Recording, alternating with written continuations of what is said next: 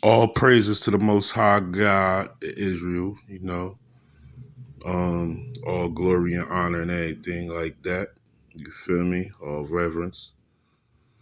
I'm going to Romans 7 in context. Know what I mean, for you Hebrew illiteralites. Know what I mean, this is a verse they love to use. You feel me? Know what I mean, all out of context.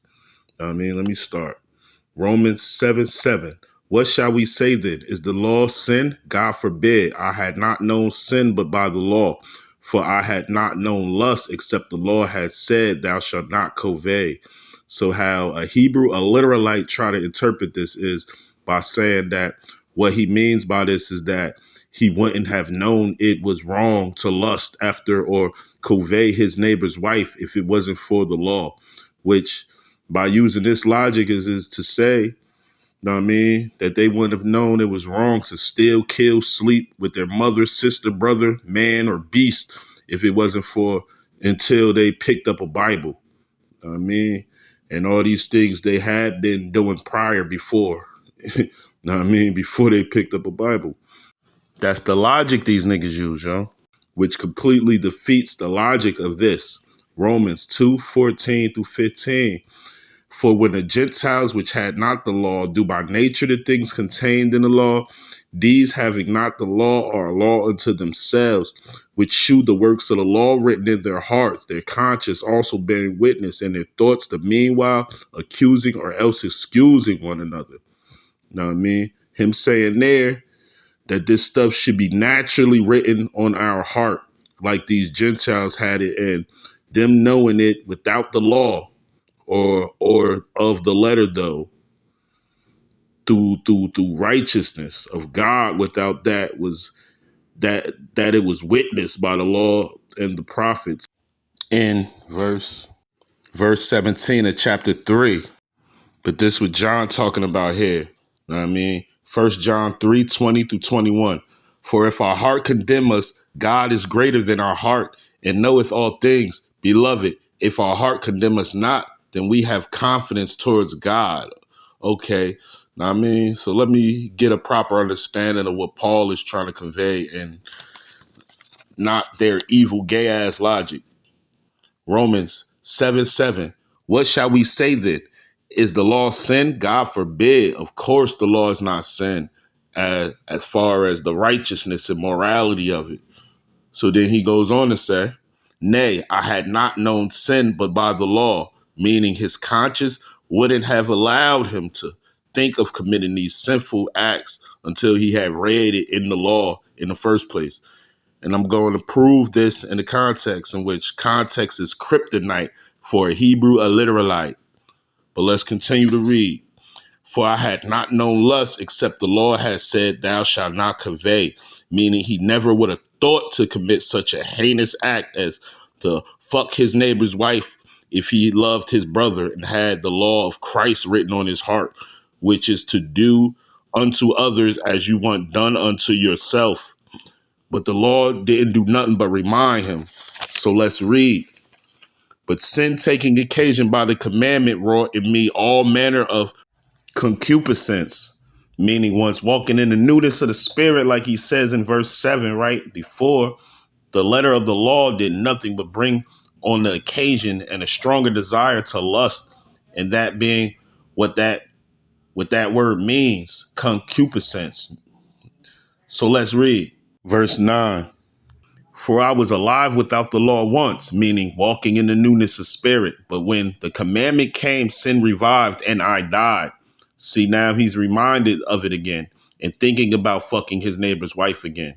You feel me? Which is all the law can do for a righteous man. And why he said what he said in 1 Timothy. 1 Timothy 1:9-10.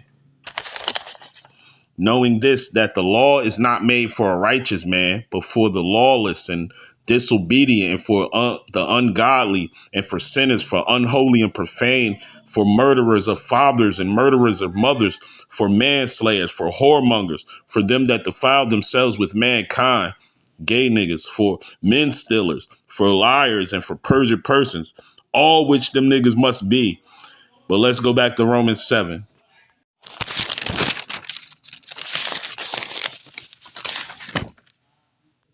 I'm going to repeat verse 9 and I'm going to go down. For I was alive without the law once, but when the commandment came, sin revived and I died. And the commandment which was ordained to life, I found to be unto death. For sin taking occasion by the commandment deceived me, and by it slew me. Wherefore the law is holy and the commandment holy. Yeah, the righteousness in the law, the morality. It's not, I mean, it's good and just and good. Was then that which is good made death unto me? God forbid. But sin, that it might appear sin, working death in me by that which is good, I mean, which is already good in him, is working death because it's already good in him. He's walking in the spirit. He's not, man, that sin by the commandment might become exceeding sinful. Know what I mean? For we know that the law is spiritual, but I am carnal, sold under sin. This is the war between the flesh. I mean, it makes the sin war with his flesh once he read it. You feel me? But before that, he didn't need it to remind his flesh of it because he was walking in the spirit. You feel me? That's the only thing that the letter does. It reminds you, and then it tempts your flesh. Now your flesh is tempted, which wasn't tempted before. For that which I do, I allow not. For what I would, that I do I not. But what I hate, that I do. Yeah. That's once it reminds you, that's what happens. If then I do that which I would not, which he wouldn't usually do, until the law reminded him of it and made it start the war with his flesh. I consent unto the law that it is good. Now then it is no more I that do it, but sin that dwelleth in me, sin that dwelleth in his flesh. Know what I mean? For I know that in me that is in my flesh dwelleth no good thing. For to will is present with me, but how to perform that which is good I find not. For the good that I would I do not, but the evil which I would not, that I do. Now, if I do that I would not, I mean, what he would not normally do if he didn't pick up the law and had his and let it put the desire in his flesh and cause it to war with his spirit. You feel me? And tempted his flesh. Now his flesh is warring with his spirit that he was already walking in. He revived his flesh. Know what I mean? It is no more I that do it, but sin that dwelleth in me. I find then a law that when I would do good, evil is present with me. For I delight in the law of God after the inward man. You feel me? But I see another law, I mean, by the inward man. You feel me? That's the spirit. But I see another law in my members warring against the law of my mind and bringing me into captivity to the law of sin, which is in my members. O wretched man that I am, who shall deliver me from the body of this death? I thank God through Jesus Christ, our Lord. So then with the mind, I myself serve the law of God, but with the flesh, the law of sin. You feel me? That's what he's saying in that, man. We don't need the law to remind us, man. You know, nailing the law to the cross, man. I'm going to leave it at that. Shalom, man. Evil niggas, man.